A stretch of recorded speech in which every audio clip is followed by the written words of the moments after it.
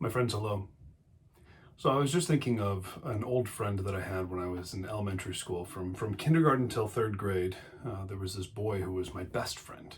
And towards the end of third grade, we found out that he was going to be moving from where we live here in Michigan to um, Minnesota, so some 12 hours away.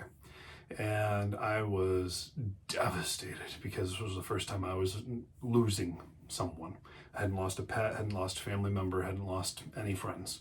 And that's exactly what this felt like. Felt like I was losing somebody. And I remember just crying on the kitchen floor. And my dad was holding me, and we talked, and he was trying to console me. And as I started to calm down a bit, he asked me a question that really stuck in my mind forever. He asked me, "What's the worst thing that could happen?" I remember thinking at that time with my 8-year-old brain, well, the worst thing that could happen in any situation is dinosaurs could come back from the dead or aliens could show up. Like, that's the worst thing that could happen. I remember that being that being what went through my 8-year-old mind. What he was really getting at is, what's the worst thing that's going to happen is, you're not going to see your friend anymore, probably.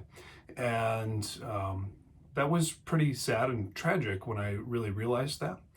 But it wasn't the end of the world for me. As much as I missed him, and for years and years and years, wished that it wasn't true that he had moved away. We both grew up and grew on, and I haven't seen him in almost 30 years now. That's okay. It's disappointing, it's unfortunate, but we grow away and apart from people all the time. And it made me think about what's going on in a lot of people's lives, and maybe in your life. There's a lot of things going on right now as we're approaching the holiday season, rapidly approaching the holiday season, and with COVID still rampant, and things constantly in a state of unknown. The election is still not fully buttoned up. There's all sorts of things that are really we're at a loss for right now. And you may be feeling some frustration, some tension, some struggle, some concern. And I guess the question that I have for you is to think truly and honestly, what's the worst thing that could happen? If you're concerned for COVID, well, you know what the worst thing is that could happen. You could get COVID and potentially you could die, or you could lose somebody that you love and care about to the disease, to the virus. That would be horrible. And you know that that's exactly what the worst case scenario is. There isn't a worst case scenario than that.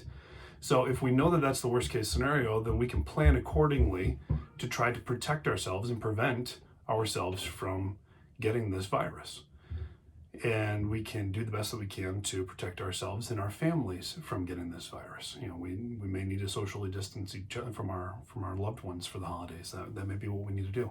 If you're concerned about financial issues right now, what's the worst thing that could happen there? If you're concerned about familial issues because you're at odds with people because of different political things happening in the world, or whatever it may be, what's the worst thing that can happen in your life? When we think of things in this way, as my dad encouraged me when I was 8 years old, when we think of things in this way, what it helps it to do is put things within context. The worst case scenario is almost always the least likely scenario. So if we know that that is kind of the stick in the ground, that that's the worst thing that can happen, and this is our best case scenario, we have something all through here that we can work with. But it's nothing way out here. It's nothing out of our control. It's nothing that's going to throw us off. When we think in this way, we have the ability to stay in control.